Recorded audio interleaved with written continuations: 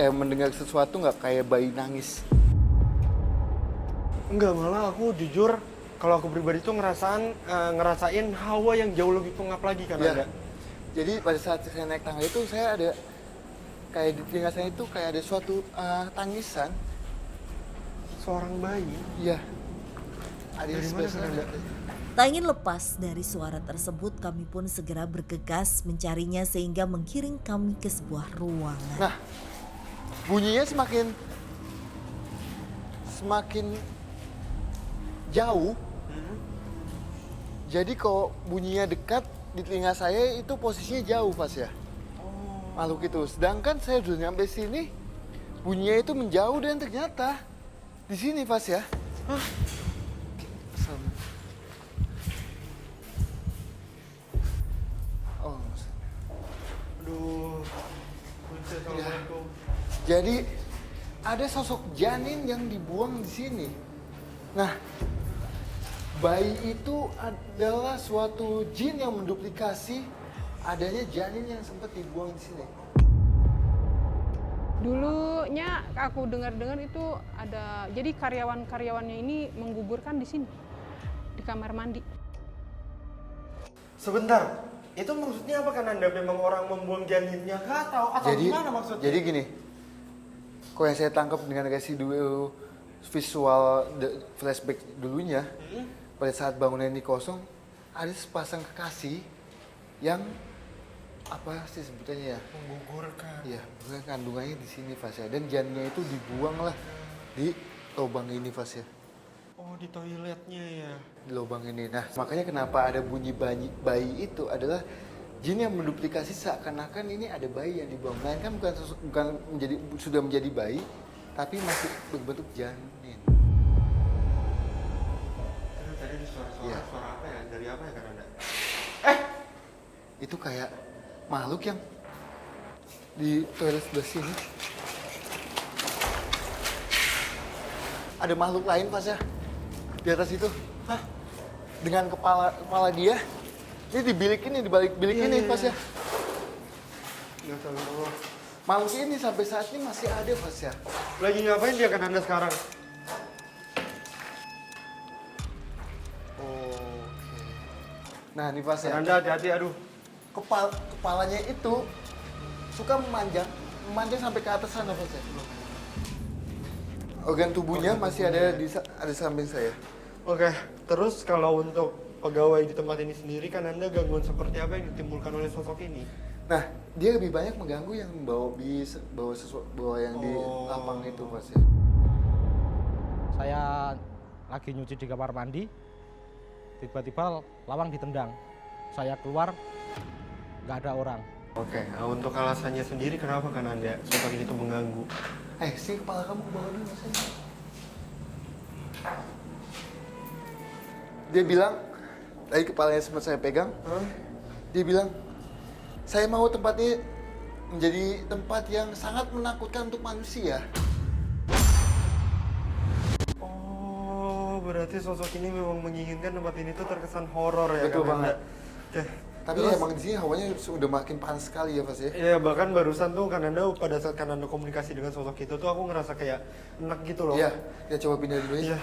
Bentar banget nih. Kami pun bergegas keluar dari toilet ini dikarenakan hawa dan aroma yang tidak sedap tercium, seakan-akan ada sosok lain yang datang. Saya kayak ngeliat satu sosok pas ya. Namun tiba-tiba Den Ananda berlari menuju suatu tempat sehingga mau tidak mau kami pun mengikutinya. Ada sosok anak kecil pas ya. Iya. Sosok anak kecil yang sedang main tapi hanya satu aja dia sedang asik main gitu. Sosoknya ini sosok laki-laki. Terus dia kenapa bisa ada di tempat ini kan Anda? Dia bilang, saya emang suka main di sini. Sering di sini yang tidur di sini nih kadang-kadang kalau malam itu di atas ditampakkan di awe-awe. Ya kayak anak-anak.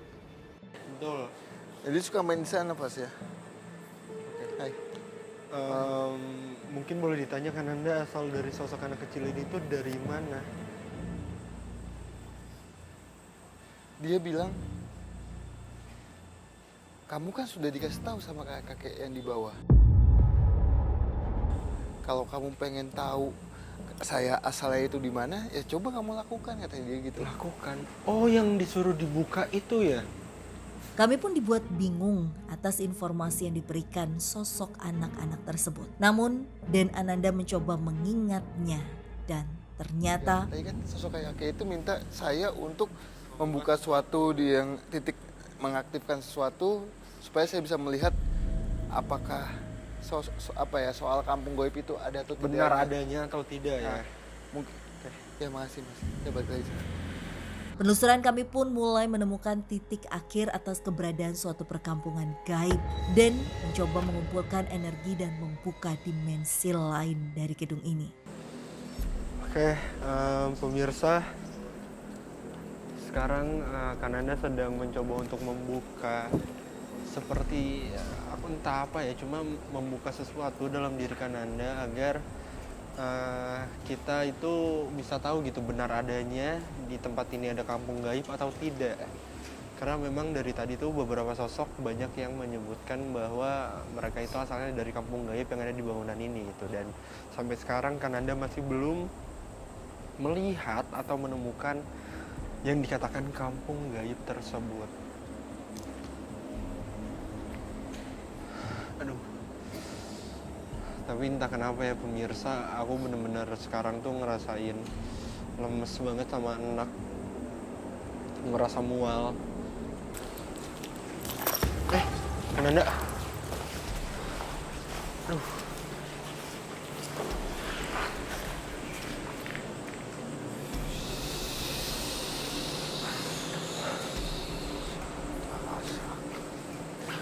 Aktifin lampunya. Tim, tolong nyalakan lampu. Astagfirullahaladzim. Kenapa Kananda? Di depan kita itu banyak sekali makhluk goib yang kehidupannya sama kayak kita, Fasya. Jadi ini banyak sekali kayak penduduk banyak depan kita. Bahkan samping kita ini banyak sekali aktivitas yang biasa manusia lakukan. Nah, contohnya kayak ini, Fas, ya, di sebelah sini. Di sini ada aktivitas yang sedang jual beli, Fas, ya. Jadi, padahal ini tempat tinggal, tapi depannya itu dia kayak, kalau di manusia itu kayak jual sesuatu kayak sembako kayak gitu. Berarti memang benar ada kampung gaib di gedung ini Kananda. Kalau yang saya lihat sebetulnya bukan kampung gaib ya, tapi emang banyak sekali aktivitas makhluk gaib yang ada di sini yang mencontoh kayak kehidupannya manusia, Pas, ya. Kalau kampung gaib itu identik dengan yang bisa kita bilang sesuatu kampung yang membuat tempat ini menakutkan kayak gitu. Betul. Tapi kalau yang saya tangkap di sini bukan soal hal itu, Pas, ya. Melainkan emang kita hidup berdampingan dengan alam gaib. Nah, alam gaib yang saya ketemukan di sini adalah mempunyai suatu kehidupan yang sama persis dengan manusia. Dia mempunyai pasangan dengan ayah, ibu, dan anak kayak gitu, Pas. Dan banyak sekali.